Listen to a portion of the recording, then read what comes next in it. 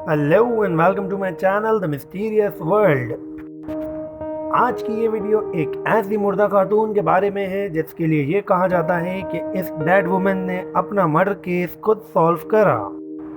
हम बात कर रहे हैं टेरेसिटा बासा की, जो कि एक फिलिपाइनी खातून थी।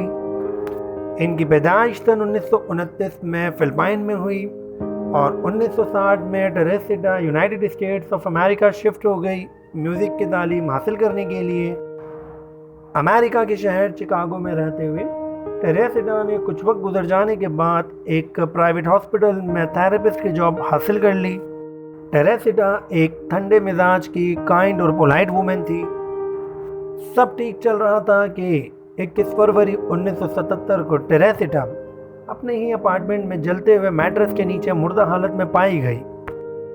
इन्वेस्टिगेटिंग टीम के मुताबिक टेरेसिटा को सीने में चाकू के वार से मारा गया और फिर इसके ऊपर मैट्रेस को रखकर आग लगा दी गई ताकि किसी किस्म का कोई एविडेंस हाथ ना लगे। बहुत कोशिशों के बाद भी इन्वेस्टिगेटिंग टीम को कोई शवाहिद ना मिले सिवाय एक रिटन मेमो के जिस पे लिखा था get theatre ticket for AS. इस केस को शुरू हुए 5 महीने बीत चुके थे, लेकिन अब तक इन्वेस्टिगेशन टीम के हाथ कुछ न लगा था कि अचानक एक दिन उनके पास एक कॉल आया। वो कॉल मिस्टर जो चुआ का था, जो कि टेरेसिटा मर्डर केस से रिलेटेड इन्वेस्टिगेशन टीम को कुछ बताना चाहता था। इन्वेस्टिगेशन टीम के वहां पहुंचने पे मिस्टर जो ने उन्हें बताया कि टेरेसिटा बासा की रूह मेरी वाइफ रैमी के सपनों में आती है और बाज़ौक़ात नज़र भी आती है। यही नहीं बल्कि कुछ रोज़ कबल मैं और रैमी सो रहे थे कि रैमी अचानक जाग गई और किसी और आवाज़ में वो मुझसे बात करने लगी और कहने लगी कि मैं रैमी नहीं बल्कि टेरेसिटा हूँ और मुझे मारने वाले का नाम एलन शावरी है। जिस हॉस्पिटल में मैं जॉब किया करती थी वो भी उसी हॉस्पिटल में जॉब करता था। लेकिन जैसे ही रैमी को होश आया तो मानो जैसे उसे किसी बात का कोई इल्म ही ना हो।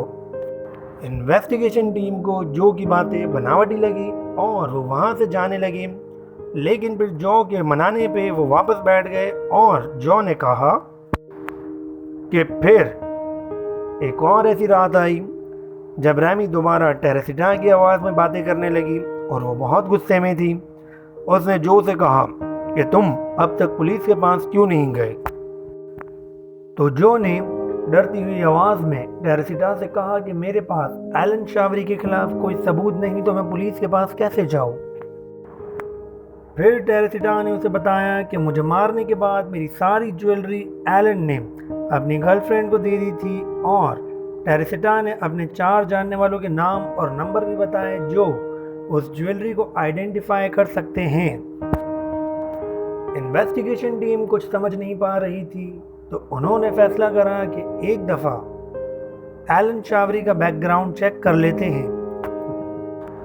जब इन्वेस्टिगेशन स्टार्ट हुई तो पता चला कि एलन टेरेसिटा के घर के 4 गली पीछे ही रहता था और एलन भी उसी हॉस्पिटल में जॉब करता था जहां टेरेसिटा करती थी।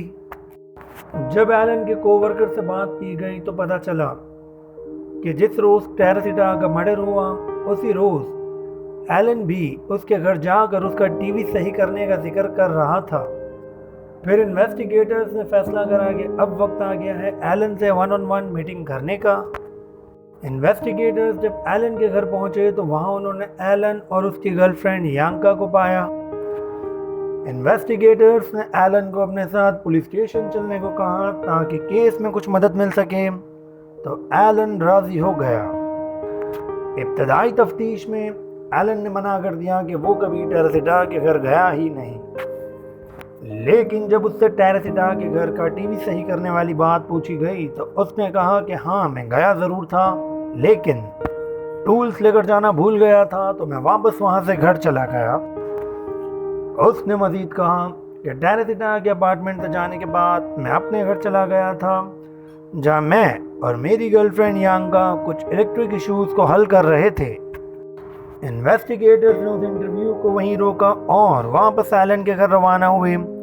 वहां जाकर एलन की गर्लफ्रेंड से पूछा कि क्या आपके घर में कोई इलेक्ट्रिक इश्यूज पिछले दिनों में आए थे, तो उसने साफ इनकार कर दिया। उसने मज़ीद बताया कि एलन को किसी किस्म का कोई इलेक्ट्रिक वर्क नहीं आता। इन्वेस्टिगेटर्स ने यांका से मजीद पूछा कि क्या पिछले दिनों में एलन ने आपको कोई ज्वेलरी दी है, तो यांका ने उसी वक्त उन्हें ज्वेलरी दिखा दी।